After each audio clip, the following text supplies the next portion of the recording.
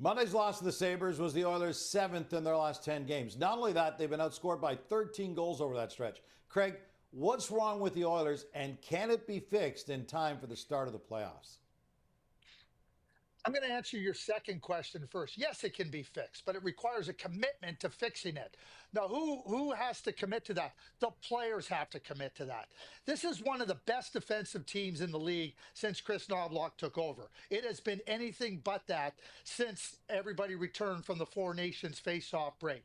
And when you consider where the Edmonton Oilers find themselves in every single defensive metric, inner slot shots, rush chances, rebound chances, high danger chances against. It's awful. And everybody's guilty. There's not one player that's not guilty, Gino. Everybody's guilty.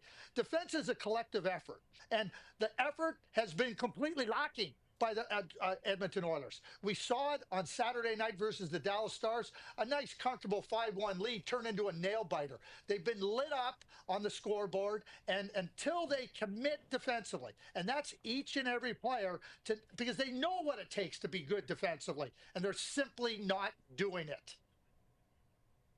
Yeah, I agree with Craig, and I think that's on a macro level, what he just laid out is everything that Chris Knobloch would say. But I think on a micro level, I would look at one specific D pairing that I think they've got to get back together, and then it will filter out throughout the rest of the lineup. And that is getting Matthias Ekholm back healthy. He's not playing right now. It doesn't look and sound like he's going to be playing as they go through New York.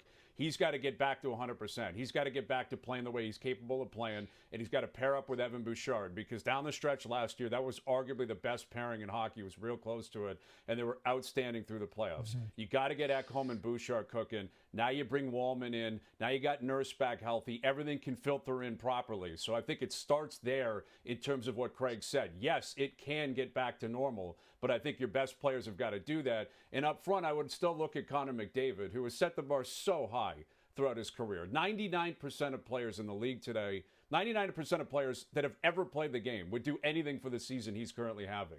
But he's in the 1%. He can be better. He has been much better at times post Four Nations, but I think that's another element to it. If he gets cooking and he's the best player in the game again, which I think will happen, especially come playoff time, everything looks different. Everything feels different. Get McDavid rocking. Get Ekholm and Bouchard rocking again. And I think that's the way to start for the Oilers.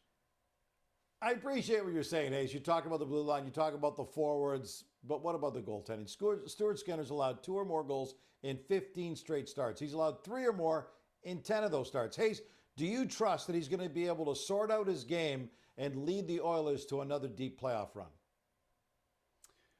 I can't say I trust it right now, but they don't have a choice. Gino, they don't have a choice. We're post-trade deadline. He's going to be their guy. It's not Calvin Pickard.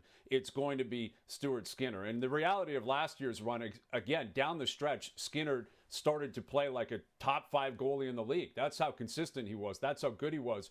And defensively, it's a big part of it. Like Craig said, they need to help him out, right? He is not Andre Vasilevsky. He is not Sergei Bobrovsky. He's not Igor Shesterkin. He has the capability of being a good to very good goalie. I don't think he's going to consistently be great. That's not who he is. So he needs his team to help him. But last year, he did prove he's capable of elevating his game. Now, it was rocky at times. Pickard played playoff games last year. It was not smooth the whole way through, and I don't expect it will be at any point, Craig, for Stuart Skinner.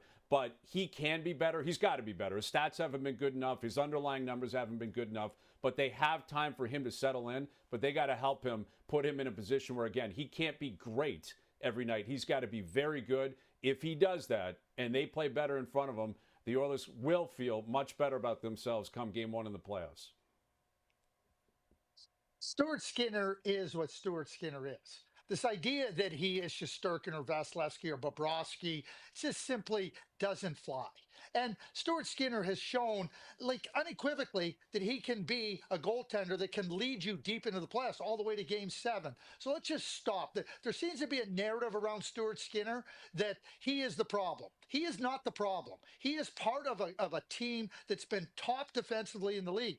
His save percentage is above league average, and nobody's suggesting that it should be up in the category of Vasilevsky or Hellebuck, because he's not in that category of goaltender.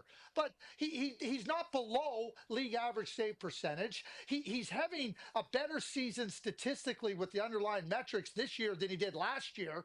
And when your team in front of you is so loose, so sloppy, so disconnected, again, you're going to run into all kinds of problems. Yes, we can look at different situations and goals and scenarios where a goaltender, but that's true of every goaltender. Shesterkin got lit up a couple of weeks ago, or a couple of games ago.